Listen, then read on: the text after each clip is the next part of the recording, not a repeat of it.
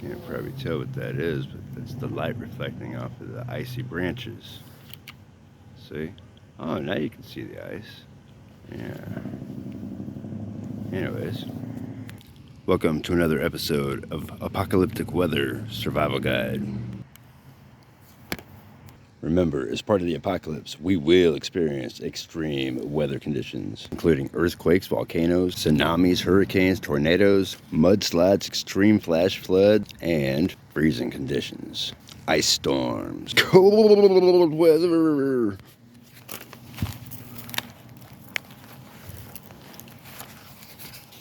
I'm being serious.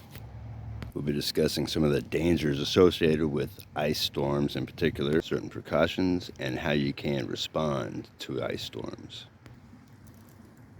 Okay, first of all, one of the things that makes ice storms so particularly dangerous is because when the ice accumulates on branches on trees, it makes them heavy and they fall.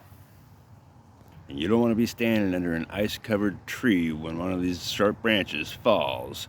It could possibly impale you in the chest. Ugh. I'm being serious. Whew, man, it's cold. Another thing that makes icy branches particularly dangerous, not only do they fall, but the power lines also freeze up, and then the heavy branches put extra weight on the power lines and cause them to fall. No bueno. I remember riding out an ice storm one time. It lasted for at least a week or so, and there was so much ice on the trees. All throughout the night, you'd hear the branches fall and just crash into the ground, and then the power lines go zzz, zzz. Without any electricity, without a gas stove, I had to improvise. My only heat source was literally a solitary candle flame. That and huddling up under a pile of blankets, of course, and wearing a hoodie under a jacket, multiple pairs of socks. And your body has a way of trying to naturally trying to warm itself by going into involuntary convulsions. I'm actually fortunate enough to be wearing a nice warm jacket, so I'm really not that cold at the moment. However, one way that I would strongly suggest and recommend to stay warm during an ice storm, like right now, is after the ice storm. Everything's covered in ice. It's nice and calm. This is what you would call the calm after the storm. It's freezing. Woo! It's below freezing, actually. It's probably about 27 degrees right now.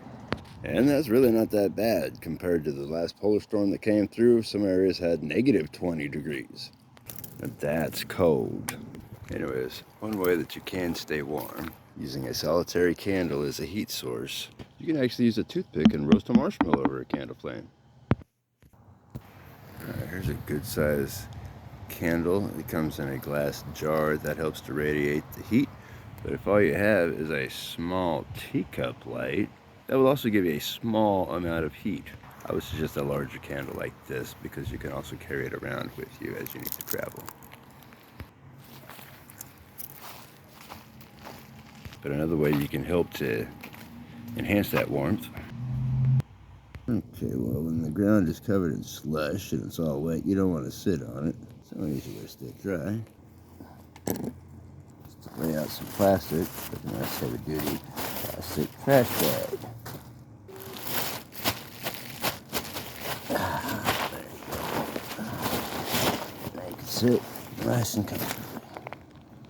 Okay, the next thing you want to do is cover yourself with something nice and warm. Now, I would suggest a nice warm wool blanket. Yeah. Okay, so what you do is open it up and lift it up over you. Okay.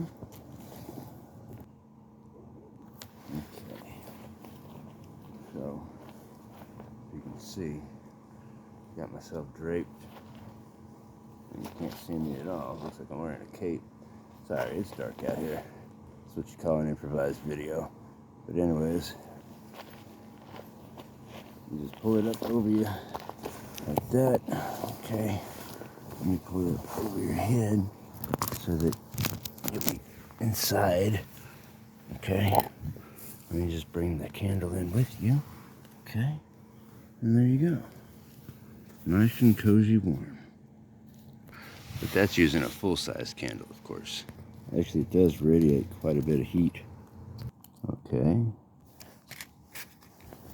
Now, as I said, if you have no other source of heat, no propane heater, and all the firewood is covered in ice, and all you have is a little bitty tea light candle, well, you can use that as your source of heat.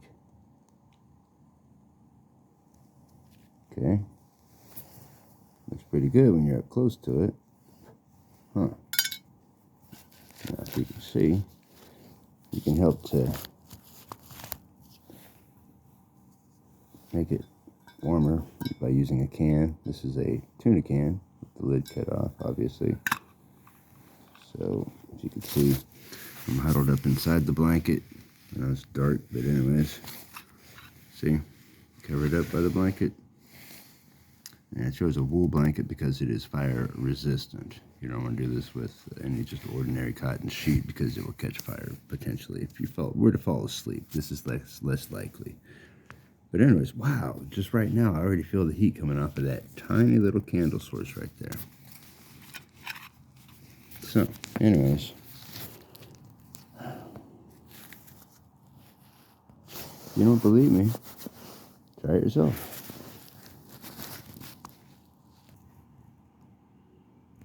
Man, I'm warm enough I could actually probably take off my jacket because the blanket itself keeps you warm.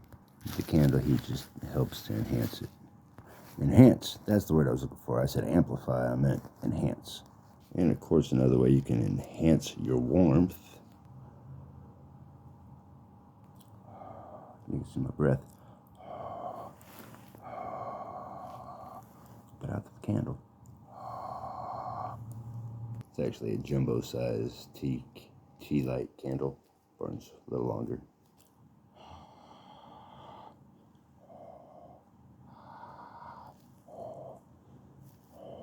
You can't see my breath on camera, but anyways.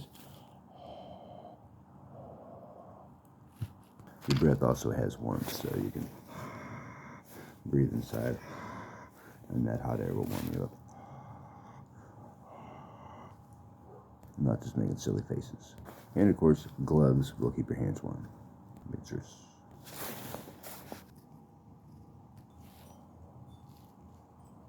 And of course, nice hot cup of coffee or hot chocolate will also help to enhance your warming experience.